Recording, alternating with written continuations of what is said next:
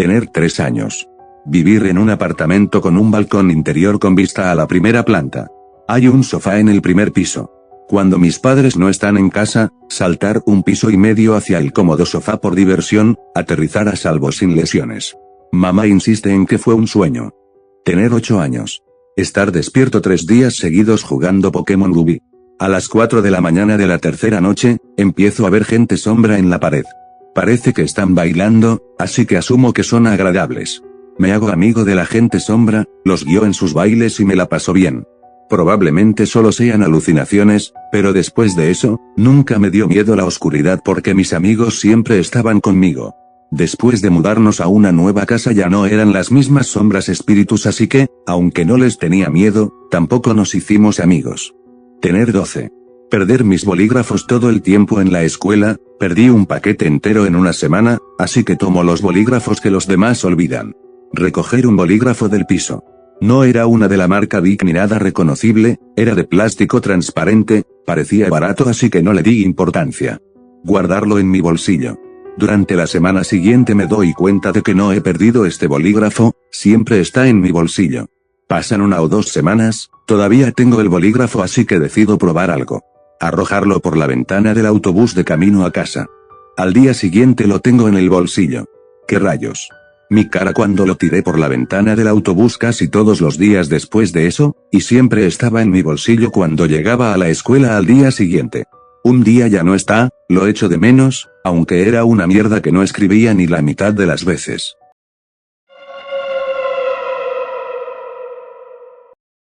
Durante mi infancia, mi familia fue como una gota de agua en un inmenso río, nunca permanecíamos mucho tiempo en un mismo lugar.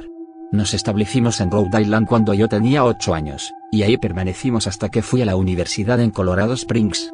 La mayoría de mis recuerdos están arraigados en Rhode Island, pero hay fragmentos en el desván de mi cerebro que pertenecen a las distintas casas en las que habíamos vivido cuando yo era mucho más joven. La mayoría de estos recuerdos son confusos y sin sentido. Perseguir a otro niño en el patio trasero de una casa en Carolina del Norte, intentar construir una balsa para que flotara en el arroyo que había detrás del apartamento que alquilamos en Pensilvania, etc.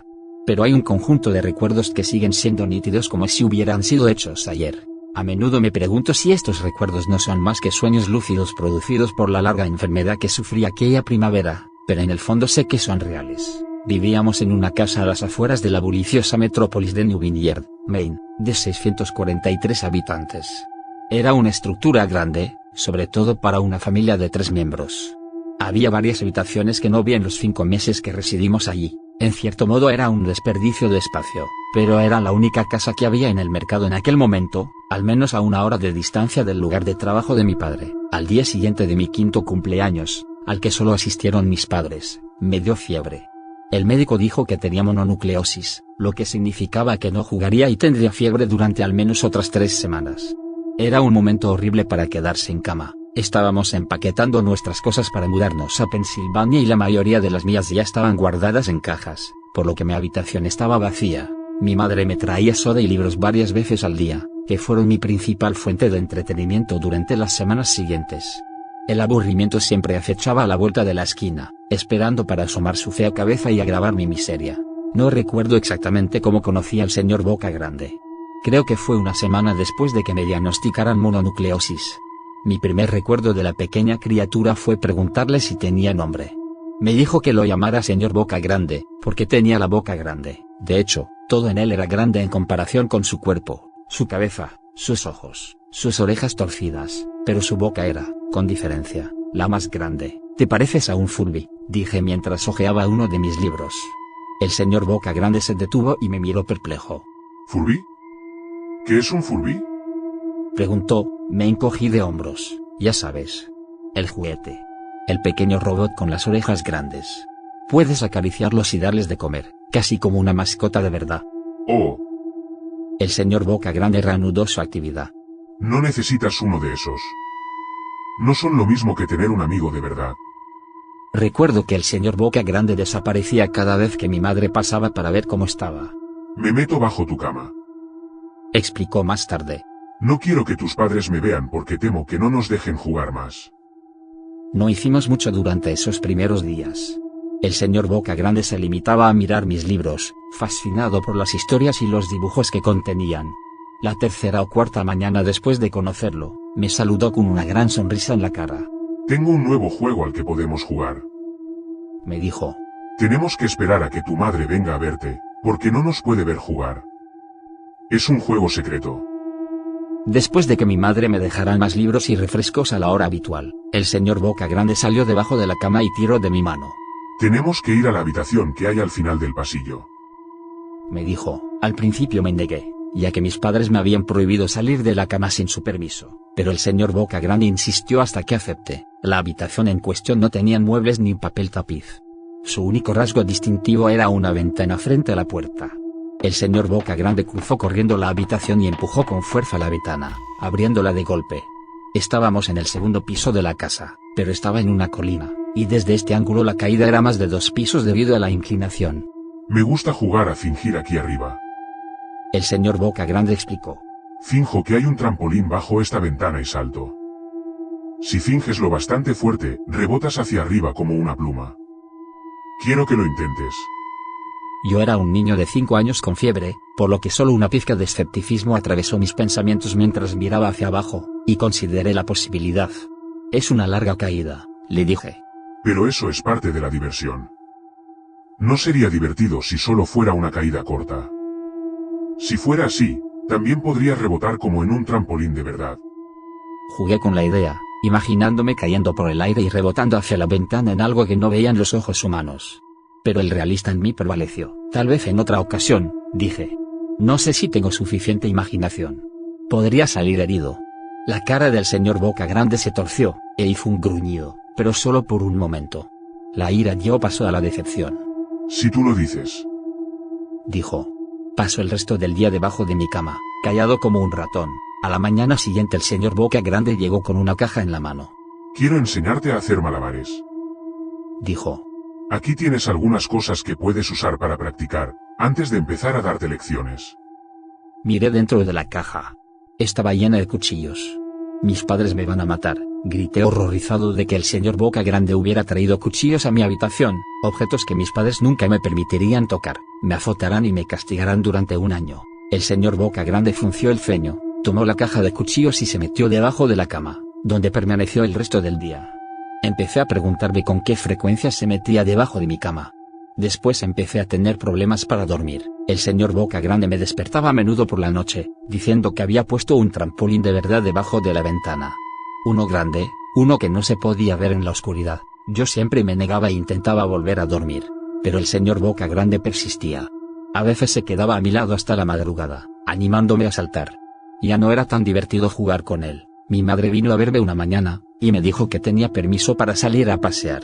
Pensó que el aire fresco me sentaría bien, sobre todo después de tanto tiempo encerrado en mi habitación.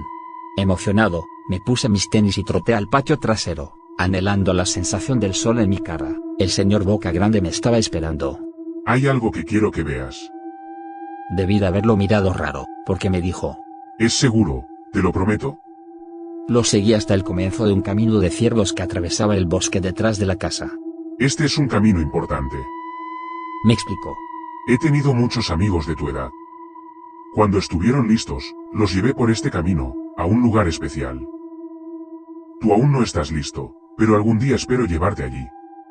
Volví a casa, preguntándome qué clase de lugar habría más allá de aquel camino. 2 semanas después de conocer al señor Boca Grande, la última carga de nuestras cosas había sido empaquetada en un camión de mudanzas. Yo estaría en la cabina de ese camión, sentado junto a mi padre durante el largo viaje a Pensilvania. Consideré la posibilidad de decirle al señor Boca Grande que me iría, pero incluso a los 5 años, empezaba a sospechar que tal vez las intenciones de la criatura no eran para beneficiarme, a pesar que lo dijera de otra manera. Por esta razón, decidí mantener mi partida en secreto. Mi padre y yo estábamos en el camión a las 4 de la mañana. Él esperaba llegar a Pensilvania para la hora de la comida de mañana, con la ayuda de un suministro interminable de café y un paquete de 6 bebidas energéticas. Parecía más un hombre a punto de correr una maratón que uno que fuera a pasar 2 días sentado sin hacer nada. ¿Muy temprano para ti? Me preguntó. Asentí, y apoyé la cabeza contra la ventanilla, con la esperanza de dormir un poco antes de que saliera el sol.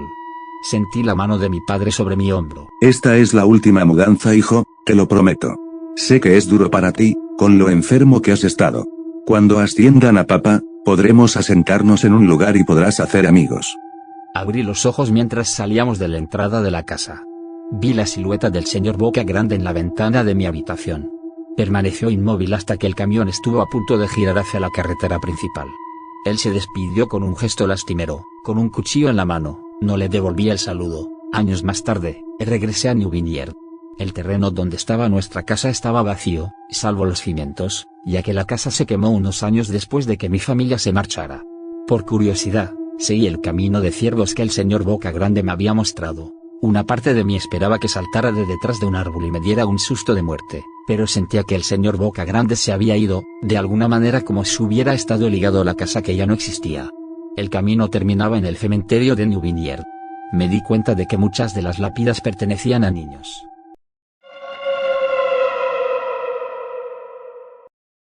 En junio de este año tuve un sueño realmente extraño. Estaba lúcido, pero estaba viendo cómo se desarrollaba el sueño. Estaba en una especie de fiesta. De repente me encontré con un tipo extraño. Alguien nos presentó y sus ojos se abrieron de par en par en cuanto le di la mano. Me dijo que se llamaba Auguste Pot, que estudiaba lenguas y que necesitaba ayuda de alguien de fuera del sueño. Me dijo que estaba atrapado en el sueño, que se había metido con algo que no debía y que esa cosa lo estaba cazando. Le dije que me hablara en otro momento. Sentí que estaba mintiendo. La cosa es que parecía realmente humano, había tenido sueños detallados antes, pero este tipo tenía un montón de reacciones humanas, podía verlo parpadear, su pelo era graso y también tenía un olor, como a closet de madera viejo. No era un NPC random del sueño. Resulta que busqué en Google Auguste Pot y había un lingüista con ese nombre que estudiaba la lengua gitana. No sabía nada de eso. Además, soy de un país sudamericano, y lo que llamamos gitanos aquí, normalmente son gente sin hogar. No sé nada de su lengua o cultura como para saber de este Auguste. Sin más por el momento, no queda más que agradecer por haber visto el video. Nos vemos pronto y recuerda, la verdad nos hará libres.